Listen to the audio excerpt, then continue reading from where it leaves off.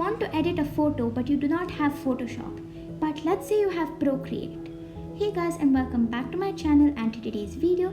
Today I wanted to share with you all how to really edit photos to get these cool effects in Procreate. So let's get started. The first step is to click an image. This is a very unedited image that I just clicked, and you can see the background isn't really that nice. So I imported that image into Procreate, and then I took a smudge. I took the flat brush, but you can use any smudging tool. I'm going to later use a soft airbrush because the smudging tool, it did give me the effect I wanted, but you could still see the lines. So what I'm going to do is I'm just going to remove those walls and the darkness from the walls. I'm going to keep some of it because I need to show the shadows of the leaves, but then you will see what I'm going to do. I'm just going to try and remove those walls to make it look like it's just a plain background. So after I used the flat brush, I did not really like the effect as much. So after that, after mixing all the colors, I used an airbrush in different sizes and began mixing and smudging the entire wall. So I did take quite a bit of time to do this, but you need to make sure that you do not destroy the subject while doing it like I did, and then I had to redo some parts and everything. So it just took some time, but don't worry. So what I did here is I wanted to Gaussian blur this entire place, so I just selected it using a freehand select. Then I went to the magic wand and I went to Gaussian blur, and then I just slid my pencil across the screen. That's what you do in all of the adjustments, which I call as the magic wand, because it always gives a very magical effect. So you just need to slide your finger or your Apple pencil or stylus across the screen to increase or decrease the adjustment. So now you'll see some of the finer details that I'm just going to be working on and showing you guys over here, so that you also get an idea. I didn't want to make this video a shorts because then I will be sharing with you everything, but it may become really quick and you may not really understand anything. So this is why I made a bit of a longer video. So as you can see, I went on smudging, and then I color picked the color from the left hand side, and I used a soft airbrush, and then I smudged that. So it's just a combination of brushing and smudging. Okay, so now we're going to move on to the fun bit, that's the magic wand. So first let me demonstrate the curves. So I'm going to click on curves, and now I have all these curves.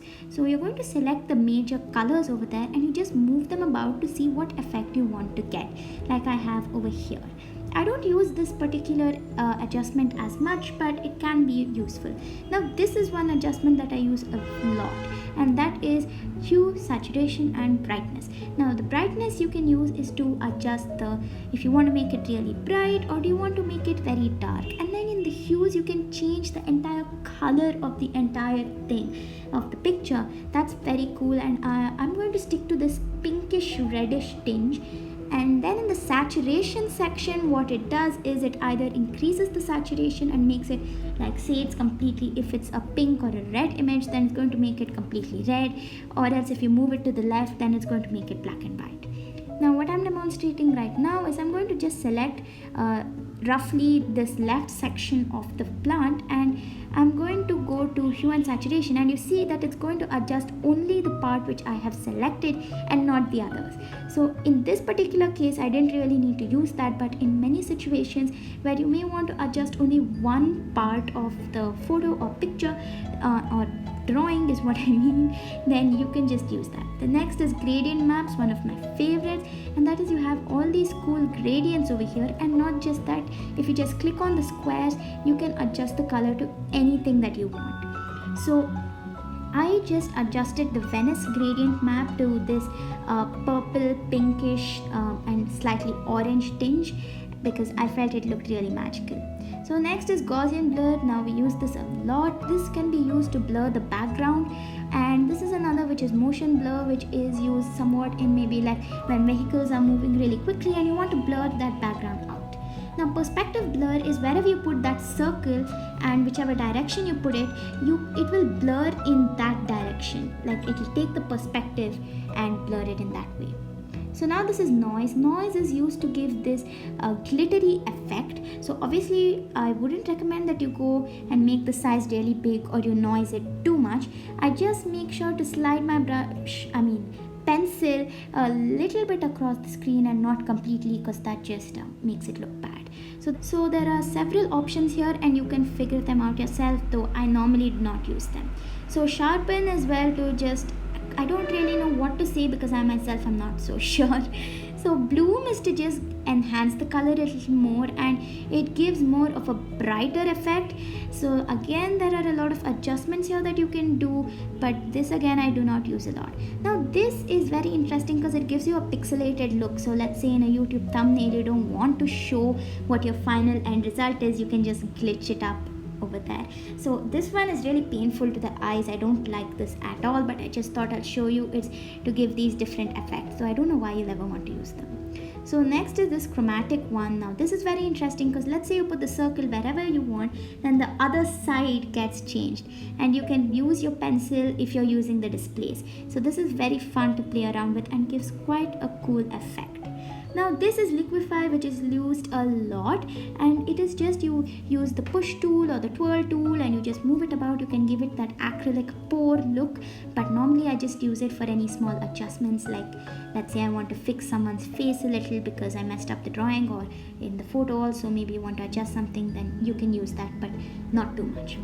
So now this is the final thing, that is all these overlays, and you can just duplicate the layer. You don't really need to duplicate the layer. Whatever layer you put on top, it just says which pixels it will allow more to come through or not. So it can be a bit confusing, but after you try it out with a few, you will realize what most of those filters are for. So next I'm going to use this luminescence brush and luminance. I don't know why, but I'm always stuck up that it's luminescence. So in my channel it's going to be luminescence, and the adjustment section is going to be the magic wand. Okay, so anyway, now I actually did not require this second top layer, but I don't know why I did it. All I needed to do was I just used the glimmer brush. I picked out a pinkish color. I just moved my pencil across the screen. Then once I was done with that, I duplicated the layer and changed the top layer to add, and that made the pixels more brighter, and that gave it this effect. So that was majorly what I did. Now I did not record this part, but what I did was the table underneath the pot which is holding the plant looked a bit ugly, so I, using a smudge tool and a paintbrush and noise and everything, I just somehow removed it, as you'll see in the final effect. So that is it on how you can edit photos. Just add your signature and you're done. It looks totally different from how we started, and it is a very interesting and fun thing to experiment with. Gradient maps are my favorite in these, but if you use all of them, don't overuse them because that just ruins the effect. You can use them in little quantities, and that will give you an amazing result in the end. This is a huge amount of fun to do, so even if you're not an artist and you have Procreate but don't know what to use it for, you can edit photos. So that was it in today's video, everyone. Hope you all enjoyed. If you did, make sure to give this video a big thumbs up, subscribe, and that's it. I'll see you guys next time. Thank you. Have a great day. Bye bye.